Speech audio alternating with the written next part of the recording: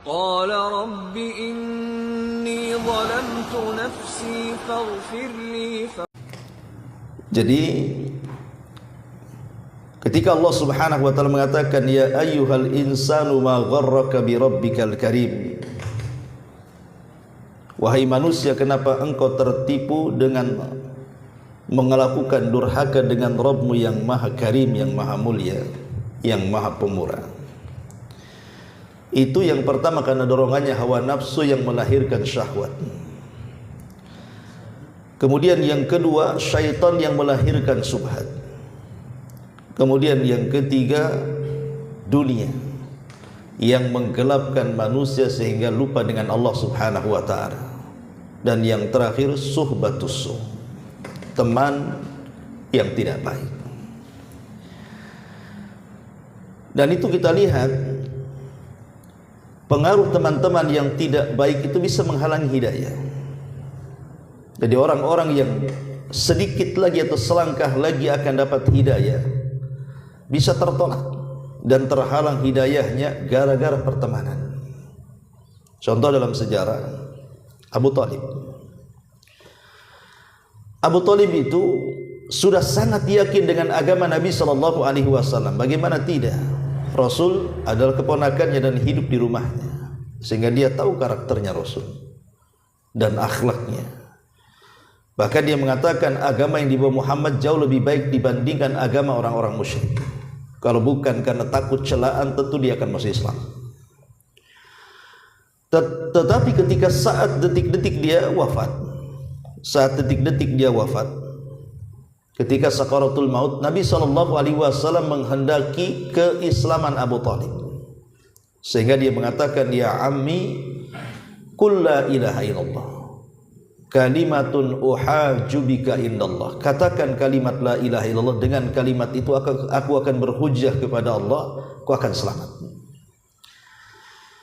Tapi masalahnya ketika Abu Thalib hendak mengucapkan kalimat itu, tiba-tiba di sampingnya sudah ada Abu Jahal, sudah ada Umayyah bin Khalaf, dan pembesar lainnya dari pembesar-pembesar Quraisy. Mereka pun mengatakan, ya Abu Thalib, atarghabu an millati Abdul Muttalib. Wahai Abu Thalib, apakah engkau membenci agama nenek moyangmu Abdul Muttalib?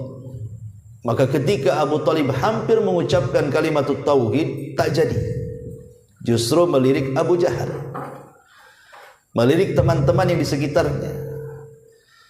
Kemudian Nabi SAW kembali mentalkin dengan kalimat tauhid. Tapi di sisi lain Abu Jahal pun mengucapkan kalimat yang sama agar dia mengingkari kalimat itu. Maka terjadilah perang batin Abu Thalib ini. Apakah dia harus mengucapkannya ataupun tidak? Tapi di akhir hayatnya, sebelum ruh keluar dari jasadnya, dia mengatakan, aku tetap berpegang dengan agama moyangku sampai dia meninggal. Dari sini kata para ulama, ada yang beristimbat, lihat bagaimana bahayanya pertemanan yang tidak baik itu. Orang yang selangkah lagi mau masuk hidayah terhalang hidayah gara-gara memilih agama temannya kan. Makanya Rasul mengatakan, al mar'u ala dini khalili falyanzur ala man yukhalifu. Seseorang itu digantungkan agama temannya, maka hendaklah lihat siapa teman yang engkau temani, karena teman itu berpengaruh. Yang sering saya ceritakan, Imran ibn Khittan, seorang alim ulama dunia, bisa terseret kepada akidah Khawarij gara-gara salah memilih teman hidup. Istrinya seorang penganut Khawarij dan seluruh keluarganya.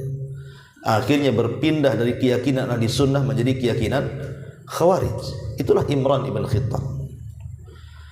Intinya bahwa pertemanan yang tidak baik itu akan mengantarkan kita kepada kedurhakaan kepada Allah Subhanahu wa taala. Inilah 4 faktor yang Allah Subhanahu wa taala sebutkan, ya ayyuhal insanu ma gharraka bi rabbikal karim. Wahai manusia, apa yang membuat engkau tertipu?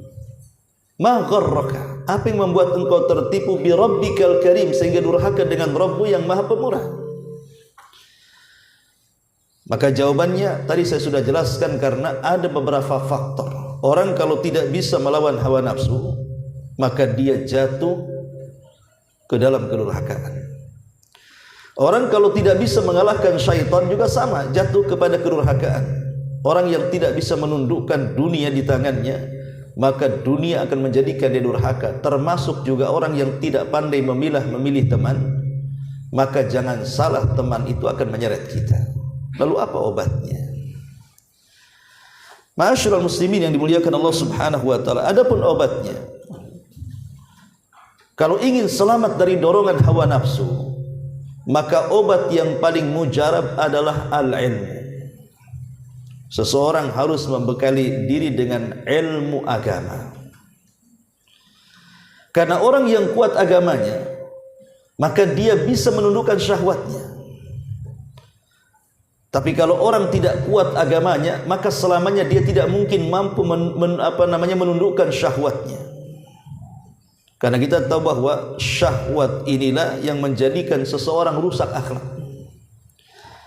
Tapi orang yang kemudian kuat ilmunya sehingga melahirkan rasa takut kepada Allah Subhanahu wa taala, yang Allah katakan innama yakhsyallah min ibadihil ulama. Orang-orang yang takut kepada Allah, merekalah para ulama, orang-orang yang punya ilmu dan pengetahuan agama. Sehingga ketika kemudian hawa nafsunya mendorong, anggap saja mendorong dia untuk berzina. Dia tahu zina haram, akibatnya apa, sehingga dia tidak mungkin masuk dalam dunia itu.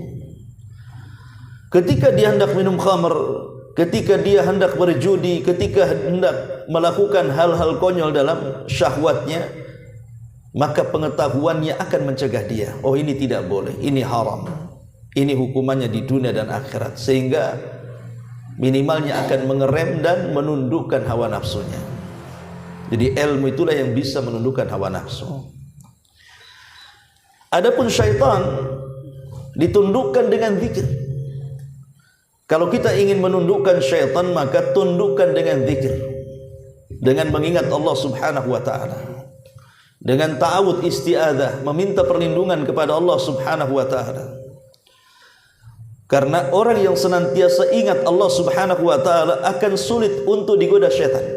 Jadi setan itu akan mudah menggoda orang-orang yang tidak ingat Allah. Orang-orang yang lupa dengan Allah itu mudah digoda syaitan. Tapi orang-orang yang ingat Allah Subhanahu wa taala tidak mudah digoda setan. Datang waktu salat, ingat Allah, langsung salat. Datang syaitan ingin menggoda kita saat ingin talabul ilmi, langsung ingat Allah, berangkat dia ke majelis-majelis ilmu, dan begitu seterusnya. Jadi zikir mengingat Allah itu bisa melawan syaitan. Kemudian yang ketiga, cara menundukkan dunia adalah dengan cara zuhud. Izhad fid dunya yuhibbukallah. Zuhudlah di dunia, maka Allah Subhanahu wa taala akan cintai kamu. Dan makna zuhud artinya meletakkan dunia hanya sebatas di tangan. Kalaupun dapat dunia hanya sebatas di tangan, kalaupun hilang dunia hanya berpindah tangan, tidak sampai ke hati. Sehingga hati ini difokuskan kepada Allah. Kalau itu yang terjadi, maka datang dunia sebanyak apapun dunia tidak terlalu senang. Dan kalaupun seandainya dunia hilang dari tangannya, tidak terlalu sedih. Kenapa?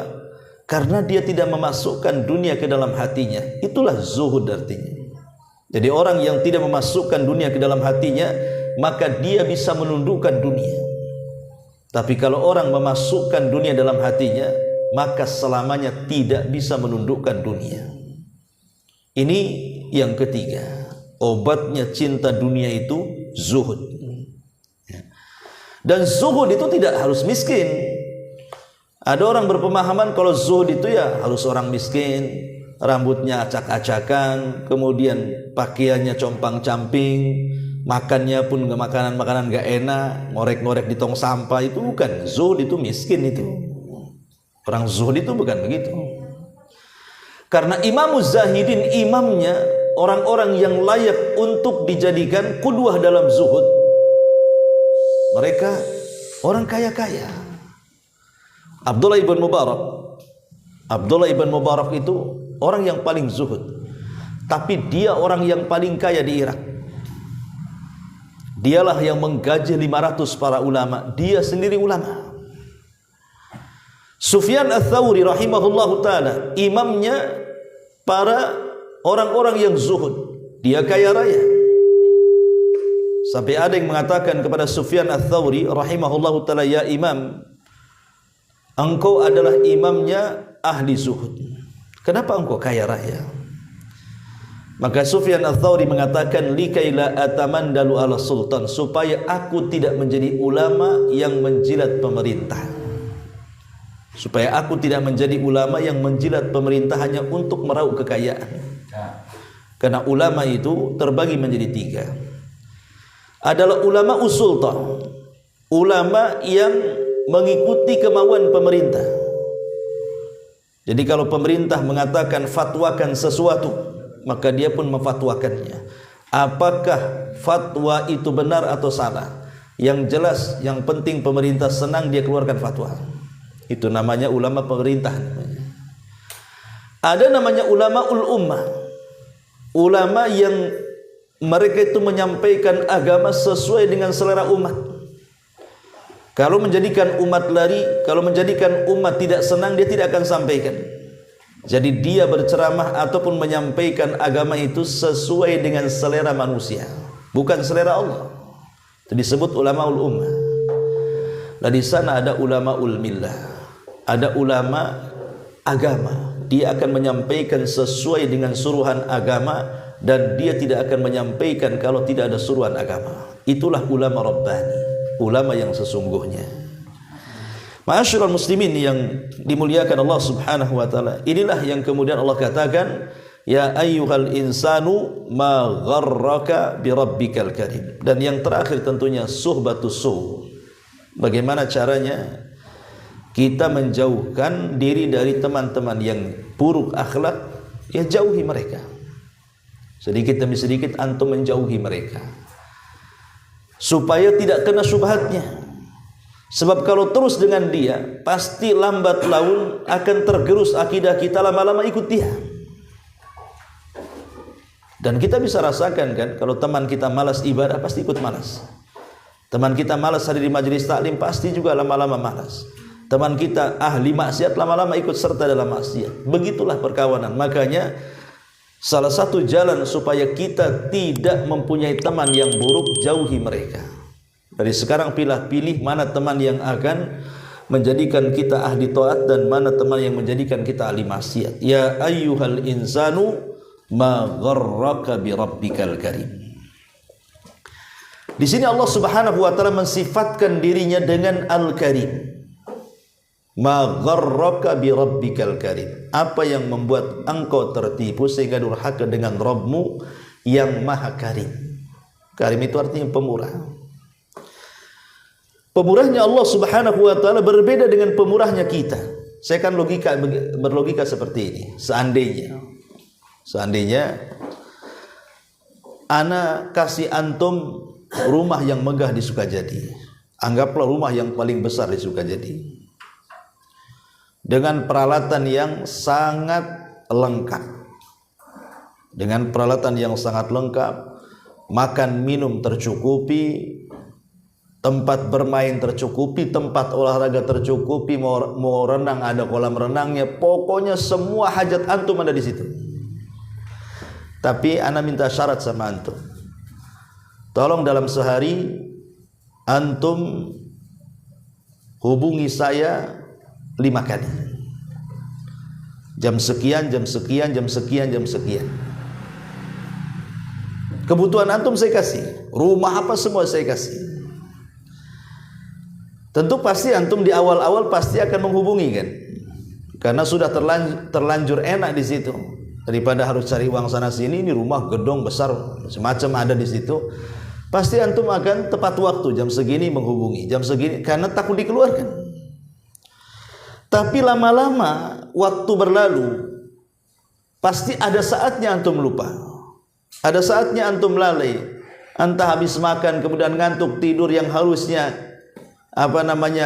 ngubungi saya tidak dihubungi, tapi saya diamkan saja. Kemudian lama-lama kok ini Ustadz dihubungi nggak dihubungi kok nggak marah, kok saya nggak diusir. Makin terlena antum kan. Mulailah mungkin boleh jadi mulai dikurangi hubungan apa Ustadz ngasih rumah betul-betul sama saya, dan begitu seterusnya. Pastilah malah lalai, ikhwan. Tapi namanya manusia kan ada batasnya.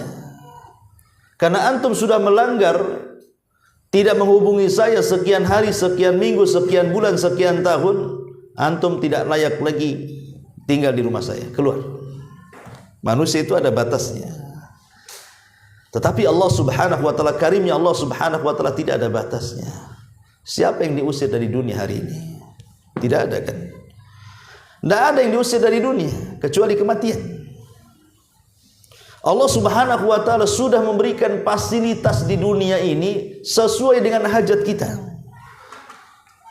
Coba bayangkan, dunia ini dengan berbagai macam nikmatnya adalah nikmat yang Allah anugerahkan kepada kita sejak kita lahir sampai hari ini kita hidup. Sementara kita ini ada yang membangkang Allah, ada yang meninggalkan salat, ada yang tidak mau sedekah, ada yang tidak mau zakat, ada yang bermaksiat kepada Allah Azza wa Jalla. Ada yang diusir oleh dari dunia. Tidak, itulah karim namanya. Kita lihat di kapal-kapal tengah laut itu, penumpang-penumpang di kapal-kapal pesiar itu, boleh jadi di kapal itu mereka mabuk, mereka berjudi, mereka berzina. Kenapa tidak ditenggelamkan saja? Hanya beberapa kapal karena kecelakaan tenggelam, tapi kebanyakan kapal tidak tenggelam, padahal mereka sedang maksiat kan. Itulah karimnya Allah ya. Berapa banyak orang-orang yang di pesawat itu orang-orang kafir. Kenapa tidak dijatuhkan aja pesawat itu? Lah itu karimnya Allah Subhanahu wa taala. Allah itu pemurah. Pemurahnya Allah dengan berbeda dengan pemurahnya kita. Kalau kita berbuat baik kepada orang, maka kita berbuat baik karena orang itu berbuat baik kepada kita, maka kita berbuat baik kepada dia. Tapi kalau orang itu tidak berbuat baik kepada kita, tidak mungkin kita berbuat baik kepada dia kan. Dan ketika berbuat baik pun sifatnya hanya mutasawi, seimbang. Tidak mungkin lebih atau lebih pun sedikit. Tapi Allah Subhanahu wa taala ketika melakukan kebaikan bukan karena kita berbuat baik, karena Allah tidak berhajat dengan kebaikan kita. Allah itu memberikan kepada kita tanpa harus diminta, dan itu disebut karim. Allah itu memberikan kepada kita tanpa diminta, dan Allah Subhanahu wa taala mengijabah doa kita sebelum manusia berdoa. Allah sudah tahu dia mau minta apa. Itulah karimnya Allah Subhanahu wa taala. Lah karimnya Allah inilah, maha pemurahnya Allah dengan banyak memberikan nikmat kepada kita, dan Allah biarkan orang-orang kafir. Itulah yang membuat mereka terlena tanpa sadar mereka sedang bermaksiat kepada Allah Subhanahu wa taala karena karimnya Allah. Dari sini Allah mengatakan, ya ayyuhal insan ma gharraka bi rabbikal karim. Ya, wahai manusia, apa yang membuat Anda tertipu? Yang membuat Anda tertipu sehingga durhaka itu karena karimnya Allah, sehingga lupa ya. Kebaikan Allah Subhanahu wa taala itu yang membuat kita lupa diri, akhirnya durhaka dengan Allah Subhanahu wa taala. Pada Allah Subhanahu wa taala membiarkan kita di dunia tidak diusir oleh Allah Subhanahu wa taala. Kalau Allah usir dari dunia, kemana kita berpijak coba? Bukankah galaksi planet semua milik Allah Subhanahu wa taala? Kemana lagi kita berpijak kaki? Tapi Allah Subhanahu wa taala karim. Walaupun kita sudah durhaka dengan Allah Subhanahu wa taala, tetap saja Allah membiarkan, bahkan memberikan rizki, bahkan mengijabah doa, bahkan memberikan kenikmatan kepada manusia di dunia. Bahkan orang yang kafir dibuat istidraj. Di antara mereka ada yang lebih senang dibandingkan kita, lebih sehat dibandingkan kita, lebih sukses dibandingkan kita. Itulah karim namanya. Allah Subhanahu wa taala karim, tapi tentu hanya sebatas dunia. Kalau di akhirat kan beda lagi. Orang-orang yang kufur tentu mereka tidak akan mendapatkan karimnya Allah, karena jelas mereka akan mendapatkan murka dan dimasukkan ke dalam jahannam. Naudzubillah. Ma'asyiral muslimin yang dimuliakan Allah Subhanahu wa taala, Al-Imam Al-Ghazali rahimahullahu taala ketika memberikan definisi makna karim, wa ammal karam fattabarru bil ma'rufi qabla as-su'al. Maka karam ataupun karim adalah kebaikan dengan cara melakukan kebaikan kepada orang tanpa harus diminta. Jadi melakukan kebaikan tanpa harus diminta. Jadi kalau seandainya ada tetangga sedang sulit mengangkat sesuatu, kita langsung datang, kemudian kita langsung angkatkan barangnya. Itu disebut karim. Ya. Tapi sampai kapan kita membantu tetangga seperti itu? Kan ada batasnya karimnya manusia. Tapi karimnya Allah Subhanahu wa taala tidak terbatas. Lah di antara macam-macam karimnya Allah Subhanahu wa taala disebutkan para ulama, ya. Di antara karimnya Allah Subhanahu wa taala annahu yasbir 'alal usati alladhi yuqabilunahu bil juhudi wan nuqran. Di antara karimnya Allah, Allah itu Maha Pemurah, adalah kesabarannya. Jadi Allah itu zat yang paling sabar terhadap para pelaku maksiat yang Allah berikan kenikmatan yang banyak, tetapi kemudian mereka pun justru membalasnya dengan penentangan dan maksiat kepada Allah Azza wa Jalla. Tapi Allah sabar. Zat yang paling sabar itu Allah. Seandainya antum berbuat baik kepada orang, tiba-tiba orang yang kita berbuat baik tiba-tiba kemudian melakukan kejahatan, terkadang kita emosi. Boleh jadi mungkin kita katakan sampai di sini kebaikan saya. Itu manusia, ya kan? Itu manusia. Jangankan itu, mungkin dia pelaku langsung. Jangankan yang bukan pelaku langsung. Contoh namanya, saya punya kawan, saya sama Abu Rangga. Saya hari-hari ngasih bantuan kepada Abu Rangga, uang, pokoknya bantuan yang banyak. Satu hari dia berjalan dengan musuh saya. Sakit hati enggak? Sakit hati. Loh, kok bisa dia sama musuh saya tuh? Ngapain dia di situ? Itu saja sudah jadi pertanyaan itu. Padahal Abu Rangga ini tak salah apa-apa, cuman dia berjalan dengan musuhnya saja. Kadang-kadang kita jadi dendam. Kalau gitu saya lah malas lagi saya berkawan dengan dia. Saya stop kebaikan saya. Itulah manusia. Ya, bisa seperti itu kan begitu. Tapi jangan kemudian disamakan dengan karimnya Allah Subhanahu wa taala. Allah tidak seperti itu. Allah tidak seperti itu. Betapa banyak orang-orang yang kemudian manusia-manusia durhaka kepada Allah sampai menjadi penyembah syirikatnya yang dibuat oleh manusia. Ada sesembahan-sesembahan selain daripada Allah Azza wa Jalla, kemudian kita sembah. Itu kan sama dengan berkawan dengan musuh Allah kan begitu, dengan tandingannya. Tapi Allah Subhanahu wa taala tetap baik kepada orang-orang musyrik. Tetap Allah berikan nikmat, berikan kehidupan, berikan kesehatan, dan Allah tetap tentukan ajal mereka sesuai dengan takdirnya. Dan sama dengan yang lainnya berjalan dengan takdirnya. Lah itulah karimnya Allah Subhanahu wa taala. Kemudian juga di antara karimnya Allah Subhanahu wa taala annahu yudha'ifu ajral ihsan. Jadi di antara karimnya Allah, murahnya Allah Subhanahu wa taala, zat yang Maha Pemurah, adalah Allah Subhanahu wa taala tidak membalas satu kebaikan dengan satu kebaikan, tidak.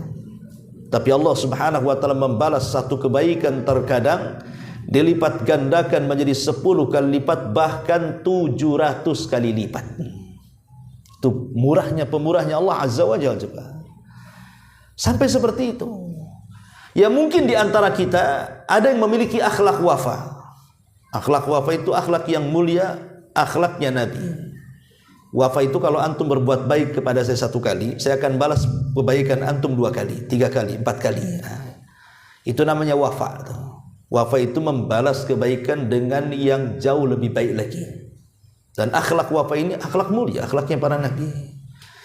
Tapi sewafa-wafanya orang wafa, ketika memberikan balasan kebaikan orang yang berbuat baik kepada kita, berapalah lipatannya coba?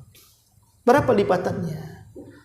Tapi Allah Subhanahu wa taala terkadang memberikan pahala kepada orang yang telah berbuat baik itu lipatannya bukan hanya 10 kali lipat, bahkan sampai kepada 7 kali lipat, bahkan ada yang tidak terhitung lipatannya. Bagaimana tidak karim Allah Subhanahu wa taala? Nah, itu bentuk karimnya Allah Subhanahu wa taala. Kemudian juga di antara karimnya Allah Subhanahu wa taala adalah mengeluarkan annahu yukhriju minan nar man istahaqqan nar bi kathrati ma'asihi. Di antara kemurahan Allah Azza wa Jalla, terkadang Allah mengeluarkan manusia dari neraka padahal orang itu berhak masuk neraka. Karena banyaknya maksiat dan tiba-tiba diangkat dan dimasukkan ke dalam surga. Ma'asyiral muslimin yang dimuliakan Allah Subhanahu wa taala, termasuk juga karimnya Allah adalah as-sitr. Allah itu telah menutupi aib-aib kita di dunia, dan itu bentuk karam, bentuk kemuliaan, bentuk kemurahan. Allah masih menutup dosa-dosa kita di dunia dan Allah ampuni dosa-dosa kita di akhirat. Inilah dan banyak lagi tentang pengaruh-pengaruh sifat Allah Subhanahu wa taala Al-Karim. Ya. Taib, di sini Allah Subhanahu wa taala mengatakan ya ayyuhal insan, wahai manusia. Kalau disebut manusia dalam Quran itu biasanya panggilan manusia itu konotasinya negatif. Jadi kalimat insan itu biasanya konotasinya negatif. Contoh umpamanya wal asri innal insana lafi khusrin. Demi waktu asar atau demi masa, sesungguhnya al-insan manusia itu sungguh di dalam kerugian.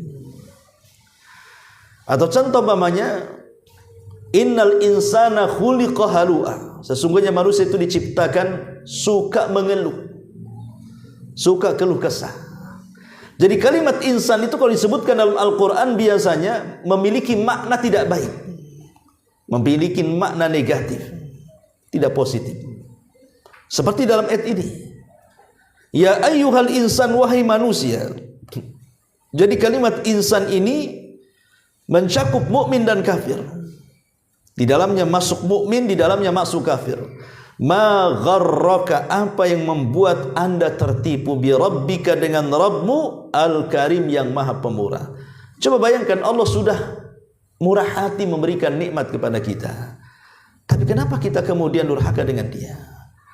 Logika yang sederhana, kalau seandainya antum anak saya dilahirkan dari istri saya sekolahkan mulai dari TK, saya biayai, saya kasih makanan yang bergizi, kemudian naik ke SD, saya biayai lagi, namanya anak saya kasih makanan yang bergizi, naik ke SMA juga sama, naik ke perguruan tinggi, sampai akhirnya dapat gelar S1, S2, S3, sampai ke profesor, sampai akhirnya menjadi orang besar, sampai akhirnya menjadi orang kaya, gajinya besar, menjadi orang yang cerdas, bukan hanya kaya, cerdas. Giliran antum yang sudah sukses harus apa? Berbuat baik kan kepada orang tua.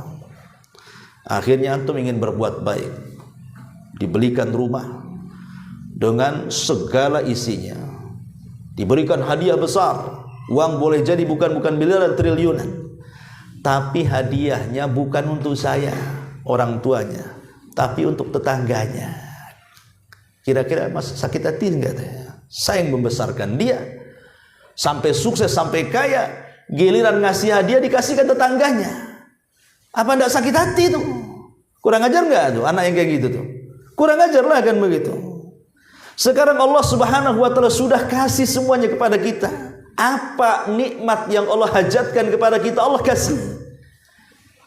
Tiba-tiba ketika bersyukur, tidak pula bersyukur kepada Allah, malah kemudian datang ke dukun-dukun, datang ke berhala-berhala, datang ke kuburan-kuburan, datang ke patung-patung, dan begitu seterusnya yang merupakan tandingan dari Allah Subhanahu wa taala. Wajarlah Allah murka kan begitu. Padahal Allah Subhanahu wa taala sudah karim memberikan kemurahannya kepada kita. Tiba-tiba kita bersyukur kepada selain Allah. Ya. Ma'asyiral muslimin yang dimuliakan Allah Subhanahu wa taala. Makanya dari sini Allah ingatkan kepada kita, wahai manusia, apa yang membuat anda tertipu sehingga melakukan kedurhakaan dengan Rabbmu yang maha pemurah. Alladzi khalaqaka fasawwaka fa'adalak. Kemudian Allah Subhanahu wa taala mengingatkan tentang karimnya Allah, nikmat yang telah Allah anugerahkan kepada kita. Alladzi khalaqaka, yang telah menciptakan kamu, lalu menyempurnakan kamu, fasawwaka, menyempurnakan kejadianmu, fa'adalak, dan menyusun tubuhmu dengan seimbang. lihat tubuh kita. Wa fi anfusihim wa fi anfusikum afala tubsirun. Kata Allah, dalam diri kalian itu ada tanda-tanda kuasa Allah yang luar biasa. Coba kita ngaca. Bagaimana Allah Subhanahu wa taala samakan jari kanan dengan jari kiri. Tidak ada yang panjang sebelah. Kaki kanan dengan kaki kiri tidak ada yang panjang sebelah. Kalau panjang sebelah macam mana itu? Pasti dia akan pengkor kan gitu ya. Jalannya pun tidak akan seimbang. Telinga satu dengan telinga yang lain disamakan cara dengarnya. Mata satu dengan mata yang lain disamakan cara melihatnya. Itu nikmat ikhwan. Itulah fasawwaq namanya. Dan Allah Subhanahu wa taala tidak memberikan hati kecuali satu. Karena dengan hati itulah dia akan memerintahkan semua anggota badan. Anda bisa bayangkan kalau di dalam manusia itu ada dua hati yang memerintahkan A dan B. Mungkin akan merusak badan kita kan begitu. Kata satu hati mengatakan langkahkan kakimu ke depan. Kata hati yang satunya jangan langkahkan ke belakang. Macam mana dia? Apa enggak bingung si kaki ini? Tapi Allah cuma kasih satu hati kepada kita untuk memerintah. Dan Allah juga hanya kasih satu lisan untuk penerjemah. Karena lisan itu kan penerjemah hati kan. Beda dengan mata, kalau Allah kasih dua, telinga Allah kasih dua, tangan Allah kasih dua, kaki Allah kasih dua. Tapi lisan dan hati Allah kasih satu. Karena lisan ini penerjemah hati. Kalau antum punya dua lisan, nanti salah terjemah tuh. Yang depan ngomong anu, yang belakang ngomong anu. Oh enggak, itu bukan begitu. Ya. Tapi Allah Subhanahu wa taala telah bentuk manusia itu seindah-indahnya. Laqad khalaqnal insana fi ahsani taqwim. Dan sungguh manusia telah kami ciptakan dengan sebaik-baik bentuk. Fi ayyi suratin ma syaa rakkabak. Dalam bentuk apa saja yang dikehendaki, dia telah menyusun tubuhmu sebaik-baiknya. Tidak ada manusia yang lebih indah dibandingkan manusia. Tidak ada makhluk Allah yang paling indah dibandingkan ciptaan Allah terhadap manusia. Wallahu alam. Ini diantara keterangan singkat dari surah Al-Infitar ayat 6 sampai 8. Cukup sampai di sini. Taib, sebelum saya tutup, silakan kalau ada yang mau bertanya, kita bertanya jawab. Ada pertanyaan? Ya. Ada. Iya, silakan ibu-ibu kalau ada yang bertanya.